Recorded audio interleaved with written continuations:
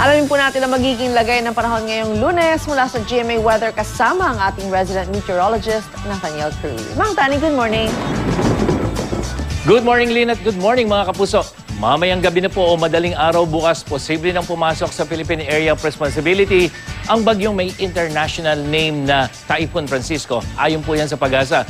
Sa kabila niyan ay sa ahensya at sa datos ng Weather Central, hindi pa rin po makakaapekto sa lagay ng panahon sa ating bansa ang naturang bagyo na papangalalang Urduha sakaling pumasok po ito sa loob ng ating PAR. May itinaas na ngayon na thunderstorm advisories ang Pag-asa dyan po sa Visayas.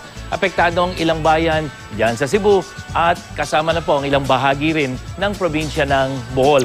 Tatagal ang babala bago pa mag-alas 6 ngayong umaga kaya pinag-iingat po ang mga residente sa posibleng pagbaha. Kapuso, may tanong ka ba tungkol sa panahon o anumang weather phenomena? I-post nyo po ang inyong tanong sa GMA Weather Facebook page at gamitin ang hashtag na magtanong kay Mang Tani.